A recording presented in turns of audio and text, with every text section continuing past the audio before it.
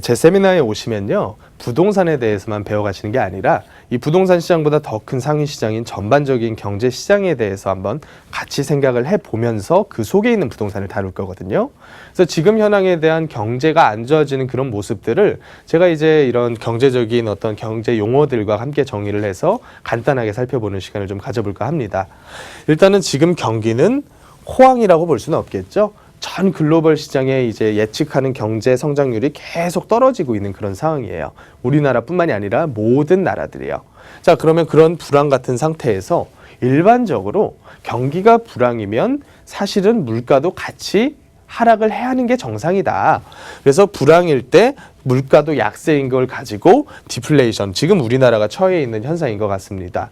그래서 지금 계속 소비자 물가 상승률이 마이너스나 제로 수준에 가까운 수준으로 계속 움직이고 있는 게, 우리나라는 경기도 불황이면서 물가 역시 약세이기 때문에 사람들이 소비를 안 하는 거예요. 소비를 안 하다 보면 당연히 물가가 오를 수가 없는 거죠. 자, 그래서 이게 가장 일반적인 현상이고, 자, 그렇다는 얘기는 우리나라는 지금 경제가 침체 국면에 접어들었다 이미. 그러면서도 물가가 약세인 상태다라고 보셔야 된다는 겁니다.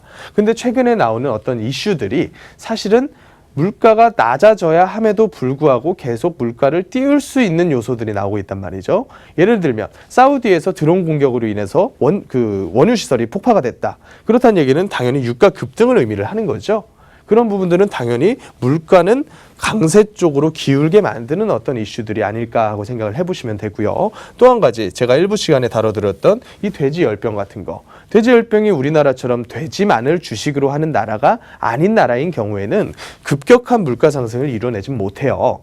하지만 제가 아까 말씀드렸던 중국 같은 경우, 중국은 이미 돼지고기 가격이 80% 이상까지 올라버렸다라고 보도자료가 나오고 있거든요. 그런 부분들은 경기는 불황임에도 불구하고 물가는 계속 상승을 해서 쉽게 통화 정책을 쓸 수 없는 아주 안 좋은 상태인 이런 스태그플레이션을 만들어낼 수도 있는 경제 여건이 아닌가 하는 생각이 좀 드는 겁니다. 이 부분은 사실 우리나라가 처한 현황보다도 오히려 더 안 좋은 그런 사실이거든요. 사실 물가가 떨어지고 경기가 불황일 때는 통화 정책을 통해서 저금리 시대를 계속 유지를 하면서 유동성을 풀어주면 어느 정도는 회복이 됩니다. 다만 스태그플레이션 같은 경우는 물가가 계속 오르는데 돈을 무지하게 풀 수 있을까? 물가도 잡으면서 경기 불황도 잡기 위해서는 사실 쓸 수 있는 방법이 아주 제한적이거든요. 예전에 미국 같은 경우도 오일 쇼크 때 이런 스태그플레이션을 경험했다라고 경제학적으로는 얘기를 합니다. 자, 그래서 그런 부분들은 사실은 지금 계속 가속화되고 있는 이런 경제적인 안 좋은 여건들을 한 차례 더 타격하는 이런 이슈들로 작용을 하고 있지 않는가 하는 생각이 들고요. 통화 정책이 어려워지기 때문에. 자, 그러면 부동산에는 어떤 영향을 미칠까? 가장 궁금해하시는 내용일 거예요. 이런 경제 여건들이 부동산하고 따로 논다라고 잘못 생각하시는 분들이 많으신데, 사실 부동산의 이제 매수인들이죠. 여러분들입니다. 이 세미나를 보고 계시는 여러분들께서도 당연히 마찬가지일 거예요. 일단은 경기가 안 좋다는 얘기는 내 주머니 속에 들어오는 돈의 흐름이 약해진다. 돈을 적게 번다는 얘기가 되겠어요.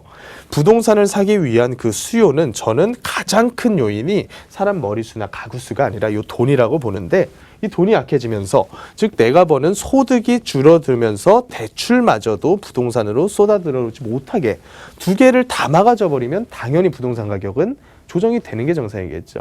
그래서 여태까지 인류 역사상 경기가 계속 안 좋아지고 있는데 주택 가격만 올라간 적이 있었느냐? 없다.